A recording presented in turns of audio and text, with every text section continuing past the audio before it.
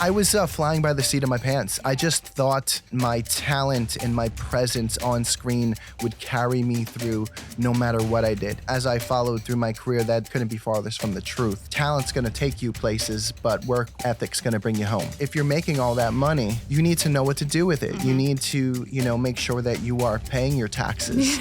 You need to have a good eye on your financial house and everything that's in it. And at that time, I just wasn't. I was really just, whatever happens in life. Support for Networth and Chill comes from Amazon Pharmacy. The last thing you want to do when you're sick is go pick up your prescription at the pharmacy, because then you're standing in a long line with a whole bunch of other sick people, and everyone is sick of being sick, especially around other people who are sick. Amazon Pharmacy will deliver right to you fast, so you can get meds without congregating amongst the contagious. Healthcare just got less painful. Amazon Pharmacy. Learn more at health.amazon.com.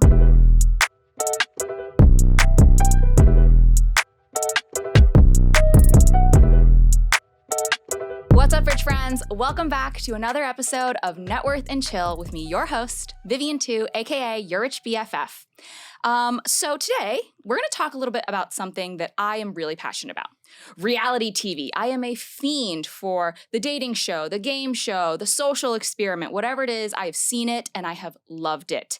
And I feel like, as a millennial, reality TV was such a big part of my growing up, and it's really stuck with me. And there was one show in particular that made an impact unlike any other: Jersey Shore.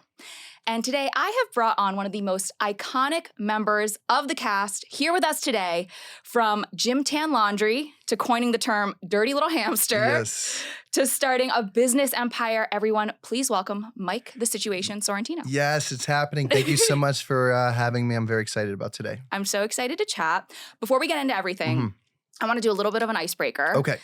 So, F, marry, kill, gym tan laundry. Oh my God. I would have to kill off tanning. Okay. Because tanning is bad for you. Okay. My doctor tells me all the time. He's like, yeah, no more tanning. No more tanning. We're going to marry the gym. Okay. Because taking care of yourself, especially physically, will lengthen your life and also help you make better decisions in life, make you feel good, you look good, you make better decisions. And then obviously we're going to fuck laundry, literally and figuratively, because sometimes you don't want to do it, but eventually you do it. Yep, that's right. You run out of underpants. Yes, you got to do it. You got to do it.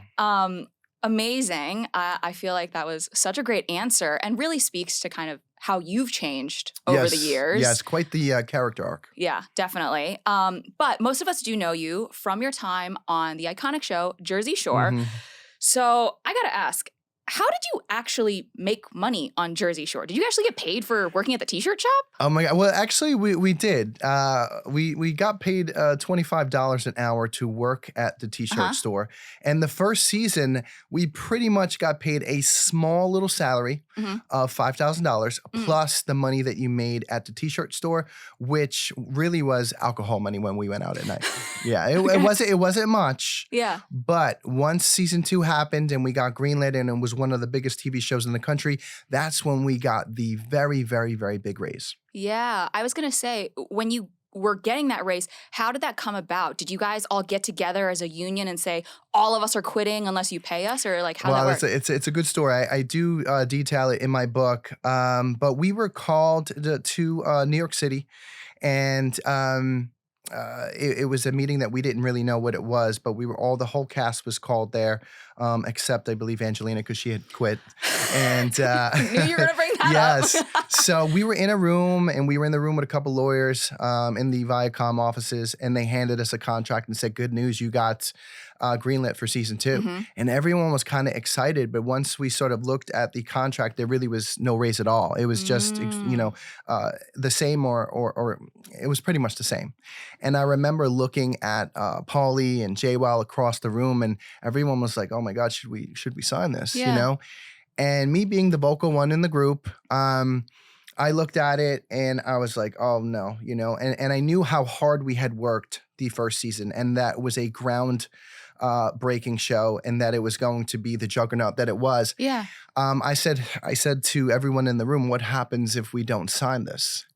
And they call it the suit, or the man in the suit, who was obviously, I would assume, a lawyer or a representative. Mm-hmm. He said, we're going to replace you. And once he said that, I knew that, what I had created and what the family of Jersey Shore had created. You had a Snooki, you had a situation, a DJ Pauly D, a JWoww. I was like, there's no way they're going to be able to replace that. And I said, you know what, good luck. And I walked out the room. And then the next thing you know. Did your friends follow you?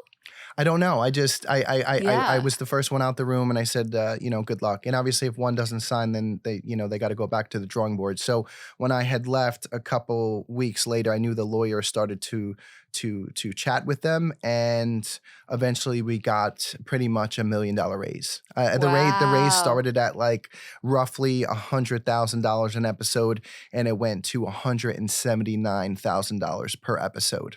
Wow. So it was a drastic increase from $25 an hour. What was the life change for you through that, right? Like the first season, you're making next to nothing, and then suddenly it's overnight. It's life-changing, all from that one moment where we all looked at each other and it just didn't feel right. It didn't feel kosher. We walked out of the room. So it was like winning the lottery, and it really was in many ways, more than one. And not just money, in status. The show Jersey Shore to this day has the biggest ratings in MTV history at 8.9 in season 4 in Italy. And what goes along with that, that money, that status, is endorsements, and everything else. So, but because we're on your show, what comes with all that money is responsibility. Yeah. Okay. And if you know anything about my story, maybe I wasn't ready for it. Yeah. I was just gonna ask, what do you feel like your money management style then was? Like, oh my God, such a good question. I was flying by the seat of my pants. I just thought that my talent and my presence on screen would carry me through no matter what I did. And as I followed through my career, that's couldn't be farthest from the truth. Talent's going to take you places, but work ethic's going to bring you home. Of course. But obviously, like we just discussed, if you're making all that money, you need to know what to do with it. You need to, make sure that you are paying your taxes. You need to, have a good eye on your financial house and everything that's in it. And at that time, I just wasn't. I was really just, whatever happens, happens in life. YOLO was a good phrase at that time period. Yeah. Do you have like any purchase back from that era that you're like, if I could go back and like shake, younger Mike, don't do it? Oh my God. Well, I think I have two. And it might jar you a little bit, but in 2000 and I think it was 13 and 14, lawyers were doing a extensive forensic audit of my finances. And they said, throughout a certain time period in my career, I spent upwards of $600,000 on drugs, also known as oxycodone and cocaine. So that right there was very, very jarring. And when they sat me down and told me that, I was in active addiction at the time. I was living the rock star life and didn't know any better. And I was like, yeah, that sounds about right. And to finish that question, I think the second part of that question, I would say that when anyone dreams of being famous and they eventually make it happen, they want to get themselves like a supercar or something. Yeah. But I ended up getting like 7. I instead of just getting one Ferrari or a Lamborghini or a Porsche, I ended up getting the Lamborghini, the Porsche, the Ferrari, the M5, the Jeep, excess was a problem. Yeah, excess was a problem. Yeah. Big boy toys. I get it. But you're right. I think that's also very astute of you to say, because cars typically are one of the worst investments because if you go and buy a little shack house, even just the land that property's on over time typically appreciates. With a car, you pull it off the lot, that's 10% down already. It's gone. And let alone getting like 7 of them. Right. You know what I mean? That's just not practical. And when I was young, I wasn't making good decisions. And I'm sure you know that life is a product of your decisions, and Yeah. and you need to practice to make good ones. Yeah. If anybody has read your book, Reality Check, Making the Best of the Situation, they know that you are now at a much higher, a much healthier place than you were. Yes. But we got to go down before we come up. Yes, indeed. So you mentioned taxes. Yes. In 2014, you were indicted for tax evasion and Yes. sentenced to 8 months in prison. Yes. Can you talk us through just kind of like what happened?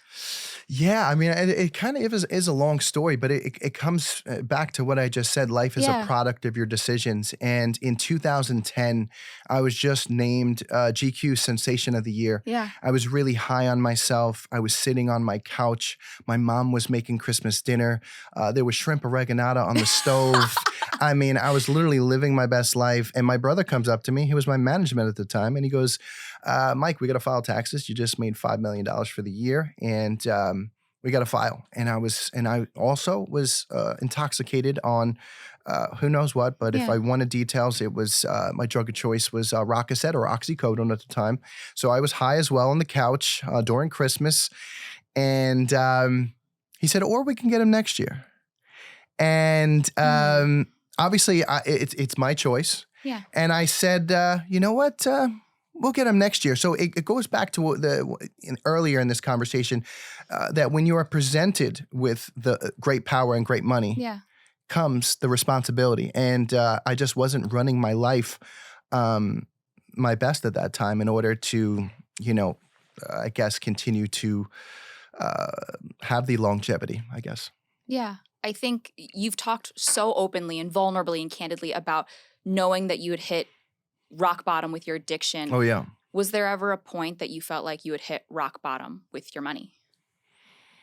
Oh, yes. 100%. I mean, I was making millions of dollars per year. And I remember defending the case, the United States versus Mike the Situation, which it cost me over $1 million to defend that case. Just for lawyers and stuff. Just for lawyers.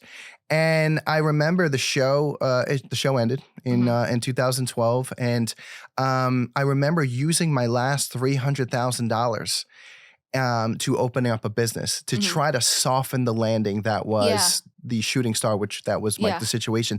And I realized to myself, like, wow, like that $1 million that I thought was so much, really, at the end of the day, it's really not that much, And if I planned better, then I would be in a lot better situation, So, I've learned a ton on my journey, but, you got to make good decisions in life, What has compelled you to be so honest about your addiction, about the indictment, the everything? Like, I feel like you are such an open book. Like, why do you feel like this is an important story to tell?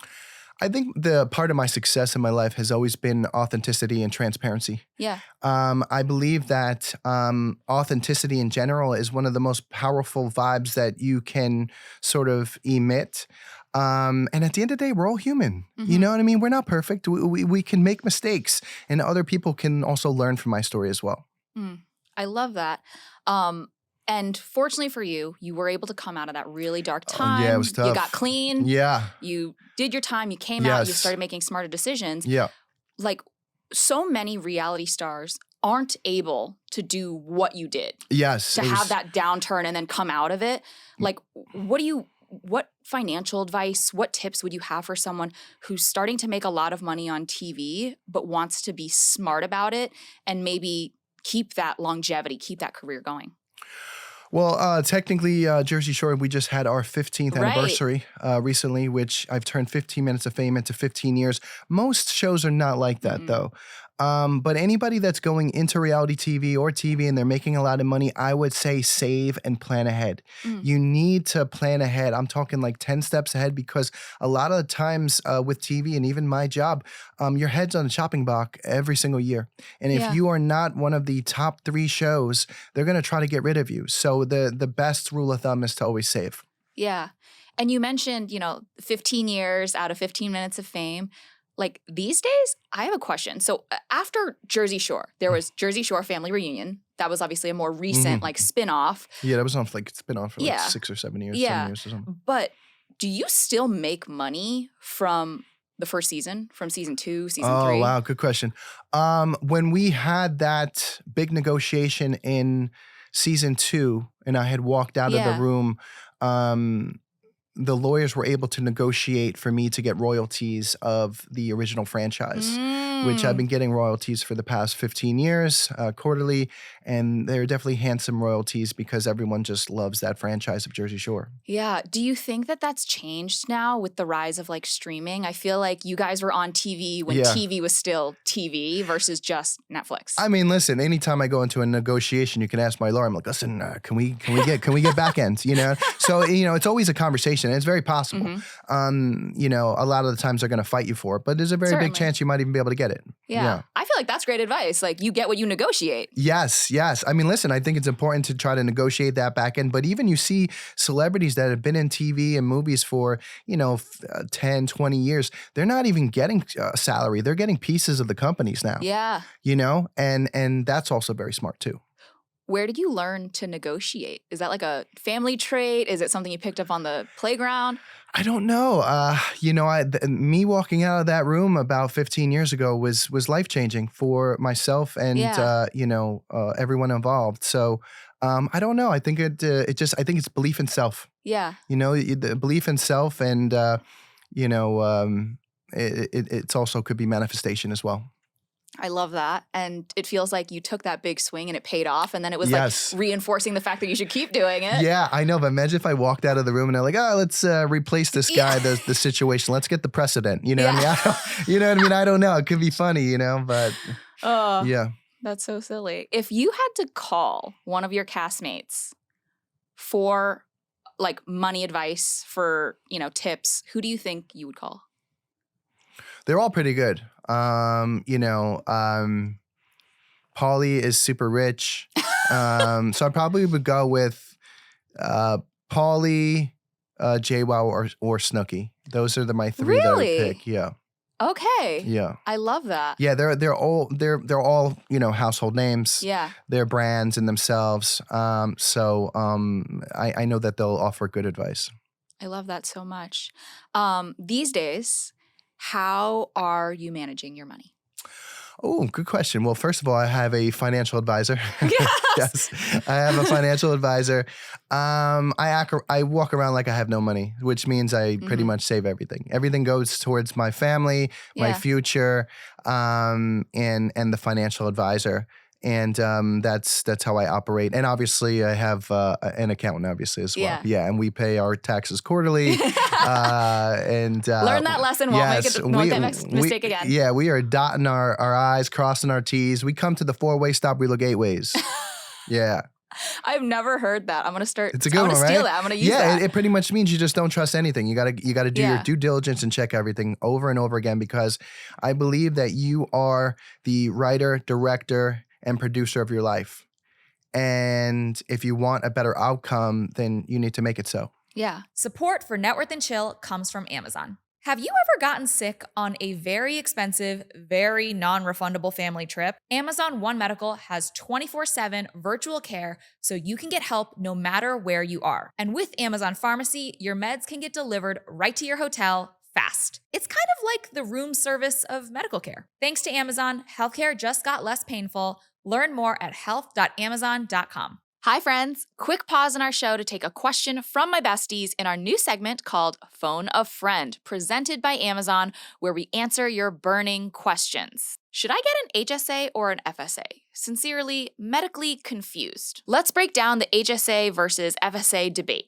An HSA, or health savings account, is a tax-advantaged account designed to help individuals save for medical expenses. An HSA requires having a high-deductible health plan, an HDHP, while an FSA, a flexible spending account, is a special account that you can use to pay for certain out-of-pocket expenses in healthcare and is available through most common employer health plans. HSA funds are tax-deductible and can roll over year to year. The funds that you contribute can be invested, and after age 65, you can take out that money and use it for non-medical expenses. What's so special about an HSA is that they have the triple tax advantage. Contributions are tax deductible, growth is tax-free, and withdrawals for qualified medical expenses are tax-free as well. On the other hand, FSA funds are also tax deductible, but are typically use it or lose it within the plan year. One thing to think about is your current health plan and spending habits. If you have a lot of medical expenses and prefer a lower deductible plan, signing up for a PPO or an HMO and an FSA plan might be a better fit. But if you're eligible for an HSA and want a long-term savings vehicle, it could also be a strong contender.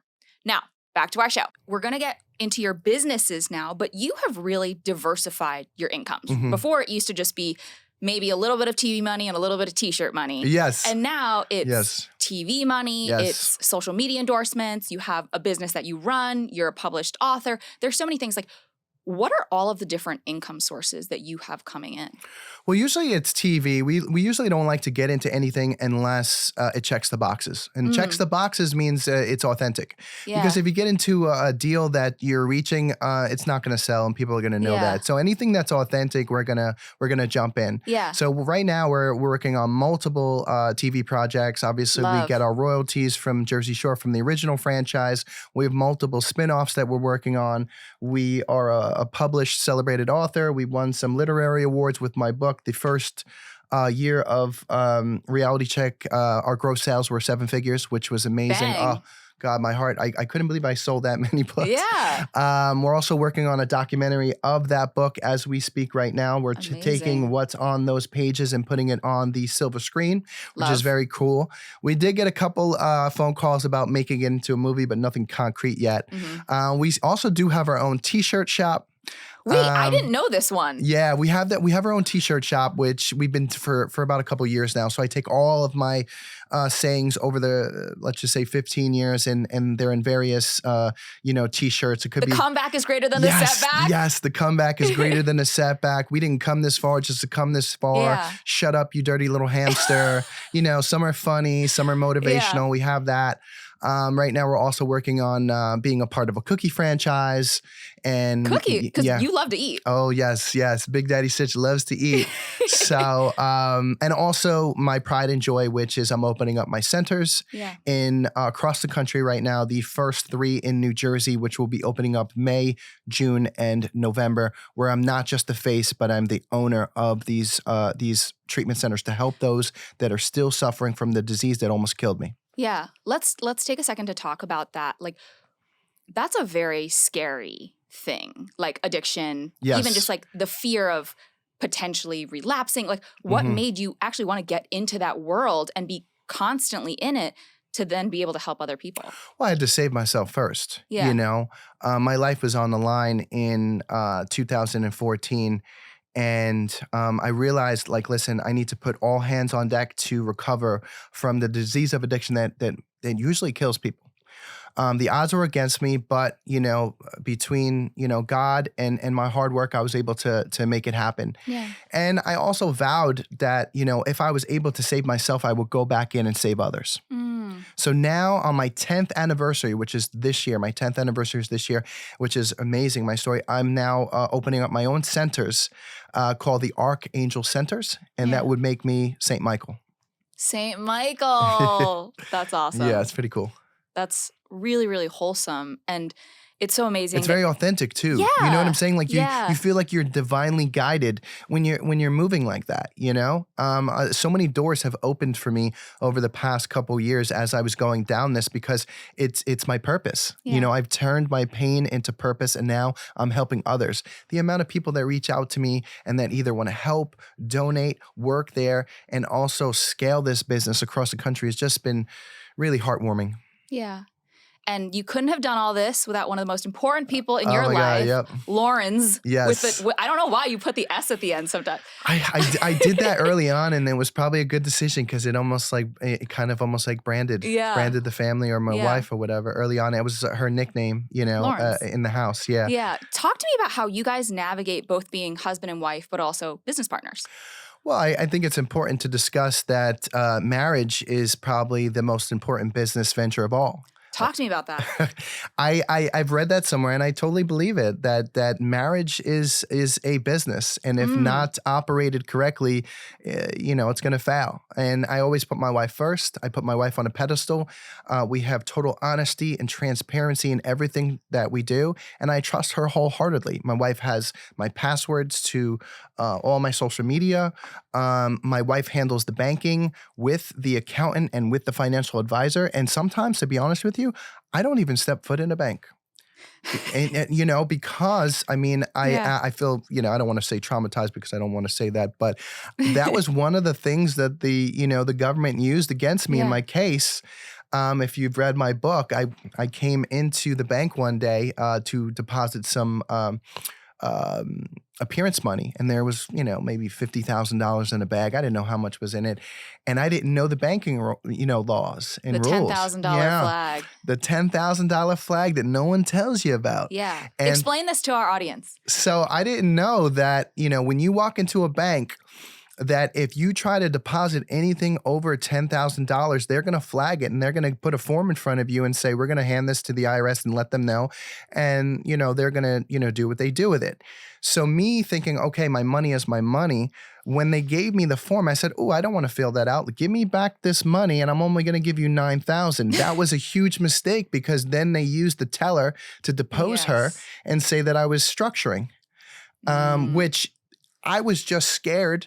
And I didn't know what was happening. I was like, this is my money. I'll deposit it another time. Yeah. So that was one of the mistakes that was used against me. And I haven't set foot in the bank in probably a decade. My money comes in. I act like I'm broke. Yeah. The financial advisor sees it. My wife and my management, everyone, takes care of it. We save, 80% of it for the kids and the kids' college and the UTMAs and everything that goes with it. So I walk around like I'm broke, and all I do is hustle to make deals all day long. Yeah. Just so everybody listening is very clear, structuring is when you have more than $10,000, typically in cash, you want to deposit it. And to avoid setting off the flag of the $10,000 rule, you start depositing in increments slightly below that. But if there's a pattern of that, that's actually even worse. Oh my God, you are awesome, because that's exactly what was in my case. Yeah. And you said it perfectly. Yeah. Listen, I think I frankly wish that they taught us personal finance in schools, because they don't. You get K through 12, you get math, science, history, English. Yeah. Great. When is the last time you needed to know that the mitochondria was the powerhouse of the cell? I've never used that. What about the Pythagorean theorem? Yeah, when's the last time you used that? Never. And they don't even teach you about taxes, and that Uncle Sam is your lifelong partner. They don't tell you that. It's you have to find out for yourself. And if you don't file, they're going to try to send you to prison. Yeah. Yeah. They'll come for you. Yes, Uncle Sam always needs to get his due. Yes. Uncle Sam will come for you probably in that 3-year window, because it's usually a 3-year window. I didn't file in 2010, and they came back in that 3-year window. Yeah. Let's talk a little bit about your investments now. So you are a proud father. Oh, so yes. You talked a little bit about this already. You are setting money aside for the kiddos, for sure. Oh, 100%. So much money for them. I walk around like I have no money. All the money that comes in this year, or every year, and I am making millions. Say that with your chest. Yes, and all of it goes to put away. It goes to the kids, it goes towards the house, it goes towards obligations, it goes towards bills. How do you think about what you want to invest in? Because some people are like, oh, I want to buy a bunch of real estate. Some people are like, I'm going to invest in the stock market. Some people are like, I'm going to invest in businesses and companies. It feels like you're doing a little bit of all of that, but how do you prioritize? It has been a little bit of all of that, but I'm starting to learn what has been working. Over the past couple of years, the stock market hasn't really done too well. We had a little bit in the stock market. We had UTMAs. We had the 529s for the kids. I used a big chunk of when the babies were born. So I've been investing since the babies are born, and now the oldest baby is about to be 4. Yeah. So we also had the REITs. Yes. Real estate investment trusts for everyone listening. And I'll be honest with you, those have yielded the biggest results as of everything that we're putting in besides stock market. Usually the REITs have always performed well as it relates to everything else. Yeah. And again, for everybody listening, a REIT is just essentially a property group of a company that'll buy a bunch of properties, and instead of you having to put in all this money to buy a physical piece of land in the ground, you can invest in them. And it's essentially just like buying a stock, but you get real estate exposure. Yes. And then also the past couple of years, we've done the CDs with bulks of money. Yeah. Yeah. Talk to me a little bit about the CDs. Like typically CDs are lower risk, lower return. Is there something big that you guys are saving up for? Yes, it's called the future. Yeah. That's a good answer. Yeah, it's just called, almost like save for a rainy day, because I've been through a lot of rainy days, I guess. Yeah. So usually every year, different banks will have, special offers on, 4.5% for a specific time period for the CDs. So usually we do that with the big chunks of money, and then we sort of like forget about it. So, and again, then I walk around like I'm broke, and then I try to do another book deal. Yeah. Honest. Yes. When you talk to your kids, are there any money lessons that you are imparting on them? Yes. Save for the future. Save for the future. Save.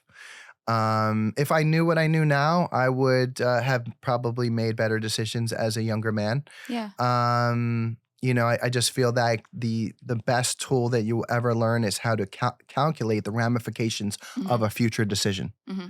So, if you're about to make a decision, if you could run the tape on what's going to happen with that decision, and if there's more negatives than positive, then you don't do it. Speaking of the future, when you and the cast first started Jersey Shore, you guys were all broke, young. Oh, yes. Young, dumb, and... Yeah. Young, dumb, and broke. Yeah. But as the, seasons have progressed, as your contract started to get bigger and bigger, did that make things ever weird with other friends? What, the cast? Because everybody was making different? No. Or friends? Just like friends. Like, would they ever be like, oh, well, Mike, you're making $1 million. You got to pay for dinner. I'm not going to say that that's not going to happen, because I think that will. Yeah. You're going to have sometimes, anyone that's newly famous, or maybe you win the lotto or something. Yeah. There's going to be people coming out of the woodwork, and for favors. And it's going to be your job to set what's called boundaries, okay? Or healthy boundaries, you know? And there should be rules of thumb, and rules of thumb like, I don't give out money to family, and I don't give out money to friends. And so as soon as someone says something to you, immediately like, well, good news is I have a boundary, and I have a rule of thumb, and I don't give out money to friends and family. But good news is I can refer you for a job. Give me your resume. I'll pass it to a friend. Doesn't mean you're not going to help somebody. Yeah, it just means I'm not going to make it like a get out of jail free card or make it too easy. You got to work. You got to work for things in life. Yeah. I love that advice. And now I want all of your good advice. Can I get the top 3 Mike-isms that you want our listeners to learn from you? Ooh, yes. Let's say always be grateful, because being grateful attracts more abundance. Okay. Always keep moving forward. Never stay still. Getting on the path of self-improvement, whether mentally, physically, spiritually, personally, and professionally, is a great thing to do. And also the comeback is always greater than a setback. If you make a mistake in life, we're human. It's okay. One bad chapter in your book doesn't mean your story's over. Yeah. Was there ever a time in your life that you didn't think you were going to come back? Oh, man, that's a good one. You know what? I think I was blindly optimistic, and it ended up working out. Almost. I was super optimistic, optimistic during sentencing, during prison. Yeah. And also I'm contracted with TV. If one time they didn't pick up my job, it could have been a problem, but everything worked out. And I have a really unbelievable story, hence, let's talk a little bit about this. Okay, everyone, please look. Mike's wonderful book, Reality Check, Making the Best of the Situation. You see former Mike. Yes. New Mike. Yes. But yeah, tell us about your book. Tell us about where folks can find it. Yes, it took me about 2 years to write this book and to articulate it perfectly so that readers know it came from my voice. And it's just I'm sort of a young man. I'm in my 40s. To have an autobiography, I felt like I've lived 100 lives. Yeah. But you can get this book wherever books are sold. Check out Amazon. We have an audio book. We got the Kindle, paperback, and also hardcover. And technically, right now we are working to put this on the screens for a documentary. So wish me luck and keep an eye out for that. I love that so much. Thank you so much for being here. Can Yes. you let everybody listening at home know where we can find you on social media? Yes, I would like you guys to go to my new project, archangelcenters.com. My new center should be launched shortly, and you guys can go to wherever books are sold for this bestseller right here. Thanks to Amazon for their support. Have you ever been so sick that the thought of standing up to go to the doctor made you even more sick? Amazon One Medical has 24/7 virtual care so you can get help while horizontal. And with Amazon Pharmacy, you can get medicine delivered fast, right to your door. You just have to make it to your door. Thanks to Amazon, healthcare just got less painful. Learn more at health.amazon.com. Thanks for tuning into this week's episode of Networth and Chill, part of the Vox Media Podcast Network. If you liked the episode, make sure to leave a rating and review and subscribe so you never miss an episode. Got a burning financial question that you want covered in a future episode? Write to us via podcast@yourrichbff.com. Follow Networth and Chill Pod on Instagram to stay up to date on all podcast-related news. And you can follow me at yourrichbff for even more financial know-how. See you next week. Bye!